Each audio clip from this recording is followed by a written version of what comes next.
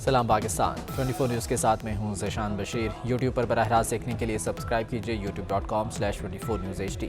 Headlines आप जान चुके, खबरों की तफसीलात की जानिब बढ़ते हैं। सबसे पहले अहम खबर आपको दें, अमरीकी हुक्काम ने अफगानिस्तान में इनखला की डेडलाइन बढ़ाने का इंदिया दे दिया है। तर्जुमान पेंटागन जॉन कर्बी कहते हैं कि अगर डेडलाइन बढ़ाना पड़ी तो बढ़ा सकते हैं। G7 का अफगानिस्तान पर हंगामी इजलास आज होगा। इजलास में अमरीकी सदर जो बाइडन पर डेडलाइन बढ़ाने के लिए दबाव का इम्कान है।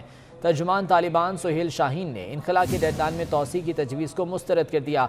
कहा, अगर अमरीका ने डेडलाइन बढ़ाई तो हमारा रद्द अमल सामने आएगा।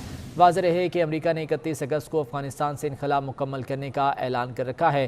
ताहम तर्जुमान पेंटागन के मुताबिक अगर ये डेडलाइन बढ़ानी पड़ी तो इसको बढ़ाया भी जा सकता है। G7 का अफगानिस्तान पर हंगामी इजलास आज हो रहा है। इस हवाले से अहम फैसला भी मुतवक्के है।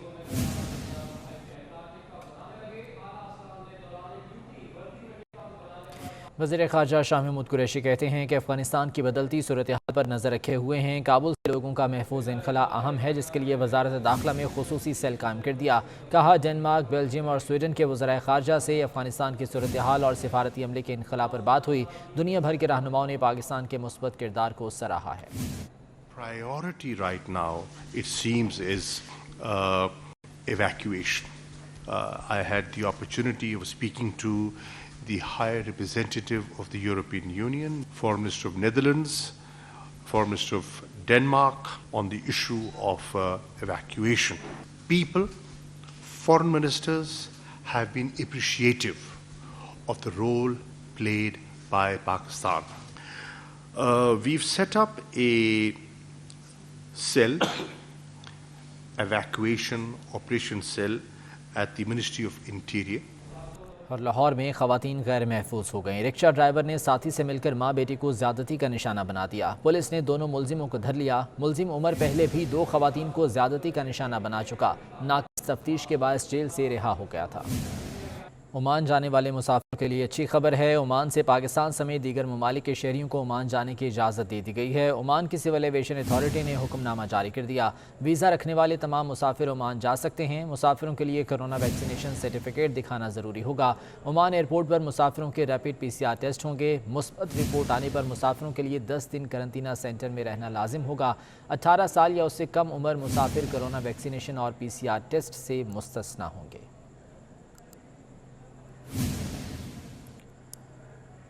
हुकूमत की मौशी पॉलिसियों और आलमी मार्केट में खुर्दनी तेल की कीमतों में इजाफे से कराची के मकामी मार्केट भी मुतासर होने लगी। शहर कायद के अवाम खुर्दनी तेल और घी महंगे दामों खरीदने पर मजबूर हो गए। वसीम इफ्तिखार की रिपोर्ट देखिए।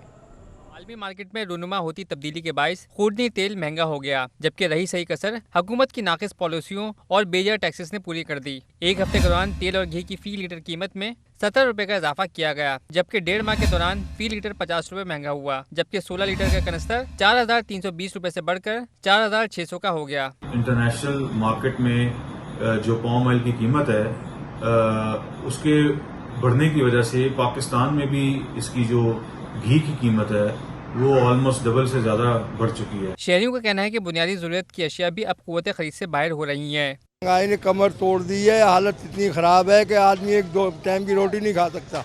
3rd गिलास घटिया से घटिया घी और तेल 300 से ऊपर जा रहा है। घी और तेल की सनत से वाबस्ता सनतकारों का कहना है कि बेजा टैक्सेस के खात्मे से घी और तेल की कीमतों में कमी लाई जा सकती है। लाहौर में नए अमरीकी कौंसल जनरल ने ओहदा संभाल लिया। William will मैकनोल American consul general तैनात हो गए हैं। तर्जुमान US कौंसलेट के मुताबिक William will मैकनोल US foreign service और US डिप्लोमेटिक में मुख्तलिफ ओहदों पर फाइज रह चुके हैं। विलियम विल मैकनोल ओमान, यमन, लबनान और वस्ती अफ्रीकी जमहूरिया में सिफारती असाइनमेंट्स में खदमात सर अंजाम दे चुके हैं। उन्होंने 2017 से 18 तक पेशावर में भी खदमात सर अंजाम दी। मिस्टर मैकनोल ने यूनिवर्सिटी में पॉलिटिकल साइंस की तालीम हासिल की और पॉलिटिकल साइंस और एडमिनिस्ट्रेशन ऑफ जस्टिस में डिग्री हासिल की है।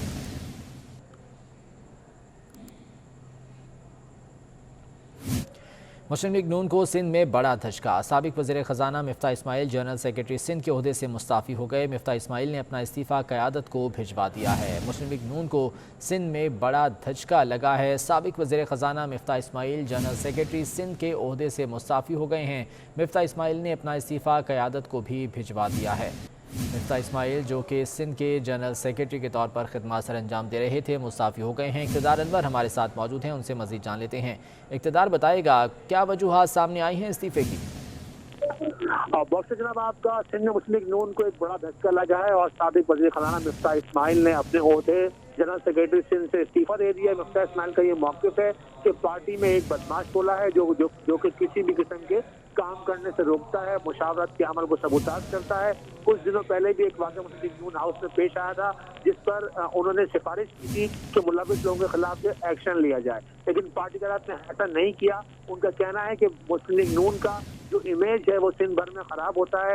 یہ باتیں سامنے آتی ہیں، ہم نے کوئی اختلافات ہیں، جب تک کارروائی نہیں ہوگی وہ اپنے عہدے پر کام نہیں کریں گے۔ ان کا یہی موقف ہے کہ جب بلدیہ میں شکست ہوئی تو یہ وہی ٹولہ ہے کہ جس نے ان کا ساتھ نہیں دیا، اینڈ ٹائم پر انہیں دھوکہ دیا تھا، جس کی بار بار قیادت کو شکایت کی گئی، لیکن قیادت جو ہے وہ اس موقف کو سیریس نہیں رہی، لہٰذا وہ ایک کارکن کے طور پر تو کام کریں گے، لیکن جنرل سیکرٹری کے عہدے سے وہ اپنا استعفیٰ دے رہے ہیں۔ انہوں نے اب سے کچھ دیر قبل اپنا استعفیٰ اعلیٰ قیادت کو بھجوا دیا ہے۔ بہت شکریہ اقتدار اپڈیٹ کرنے کے لیے۔ چیئرمین نیب کا کہنا ہے کہ بڑی مچھلیوں کے منی لانڈرنگ کے ٹھوس شواہد موجود ہیں۔ فالودہ والے اور چھابڑی والے کے نام پر جعلی اکاؤنٹ سے منی لانڈرنگ کی گئی۔ نیب میگا کرپشن کے مقدمات کو منطقی انجام تک پہنچائے گا۔ اس عزم کا اظہار انہوں نے نیب کی کارکردگی بارے اجلاس کی صدارت کرتے ہوئے کیا۔ جسٹس ریٹائرڈ جاوید اقبال نے کہا کہ نیب نے اکتوبر 2017 سے جون 2021 تک 535 ارب روپے ریکور کیے۔ نیب کے 1300 ارب مالیت کے 1273 ریفرنسز احتساب عدالتوں میں زیر سماعت ہیں۔ سی ایس ایس امتحان 2020 کے کامیاب امیدواروں کے لیے اچھی خبر ہے۔ گریڈ 17 میں تقرری کے لیے 13 کامیاب امیدواروں کو آفر لیٹرز جاری کر دیے گئے۔ Offer letters office management group کے کامیاب امیدواروں کو جاری کیے گئے ہیں۔ 15 روز میں شیورٹی بانڈ کے ہمراہ اسٹیبلشمنٹ ڈویژن سے رجوع کرنے کی ہدایت بھی مل گئی ہے۔ سی ایس ایس امتحان 2020 کے کامیاب امیدواروں کو آفر لیٹرز جاری کر دیے گئے ہیں۔ کراچی کے ساحل پر پھنسے جہاز کو نکالنے کے مشن میں پہلی کامیابی مل گئی۔ پہلی جہاز کو 150 میٹر تک پانی میں کھینچ لیا گیا۔ مزید 100 میٹر تک کھینچنے کے لیے آپریشن آج ہوگا۔ اسی بارے میں ایاز رانا کی رپورٹ دیکھیے۔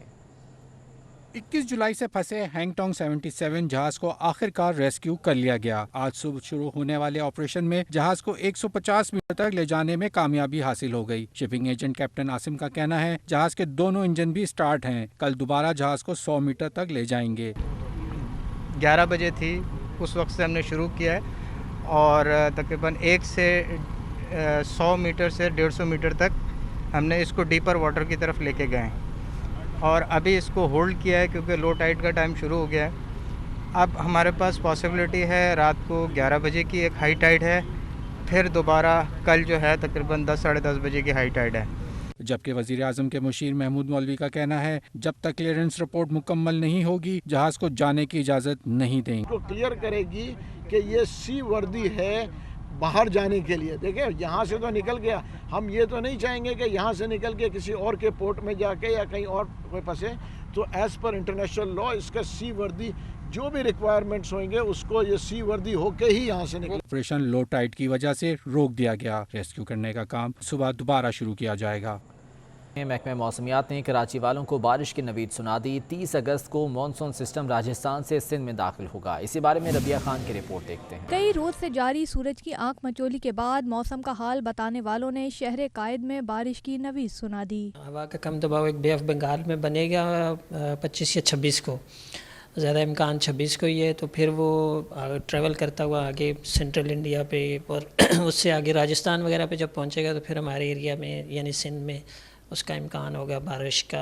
چیف میٹرولوجسٹ سردار سرفراز کہتے ہیں کہ راجستھان سے آنے والا مونسون سسٹم 1 ستمبر کو کراچی میں بارش برسائے گا۔ 1 ستمبر کو اگر یہ اسی طرح سے ہواؤں کا رخ ادھر ہی رہا، جو کہ امکان ہے کہ ادھر ہی رہے گا زیادہ، تو پھر 1 اور 2 کو امکان ہے کہ کراچی سمیت پورے سندھ میں بارش ہوگی، کہیں ہلکی کہیں ماڈریٹ۔